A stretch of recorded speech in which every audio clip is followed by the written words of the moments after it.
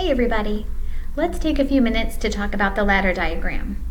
The ladder diagram is a quality tool that can help teams effectively plan for reaching long-term goals.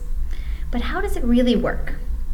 Let's pretend, for example, that I'm a 7th grade math teacher, and my goal for my students is that by May of 2020, 100% of 7th grade math students will increase their math abilities by scoring at least 1.5 grade levels higher than their baseline score on the A Math screening tool. This may sound like a lofty goal, but we can get there if we know a few things. First, I need to know where we're starting and where we hope to be.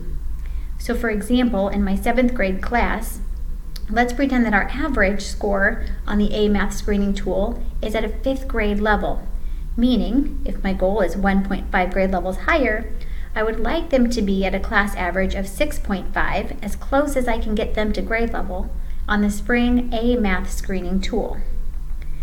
The next thing I need to know is what my drivers are. What are things in my current teaching situation that is going to support the learning of my students? For example, we may have an amazing instructional coach ready and willing to provide us some help.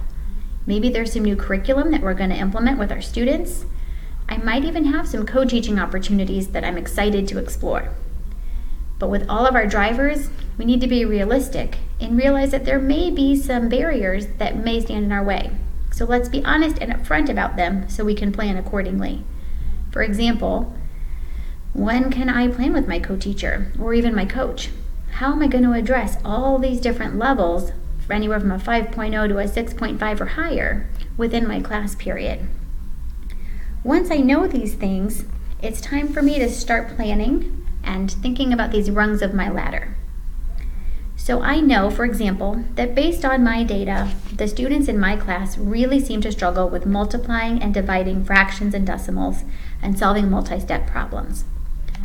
Now that I've looked at the data and I have some content to work with, it's time to start brainstorming some baby steps. What are the things my students need to know and be able to do to get them from a 5.0 all the way to a 6.5. So for example, maybe I know that there's going to be a lot of new math vocabulary coming out this year. Fractions, decimals, all sorts of things. So my students are going to have to understand that vocabulary before we can go very far.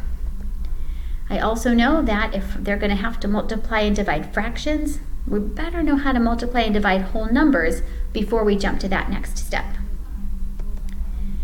I might use that information to help me teach solving single-step equations before I get to that overall goal of getting them to solve multi-step equations. I would recommend when you work with your teams, throw these ideas down on some Post-it notes. You can always go back and rearrange later. You may be looking at this idea right now and saying, maybe we need to multiply and divide our whole numbers before we introduce some of that vocabulary around fractions or multi-step equations. You will know your students, you will know what components they are comfortable with and confident with, and it's up to you to determine the order with which you go. But once you have this in place, you'll now have a plan to get your team and your students ready for success.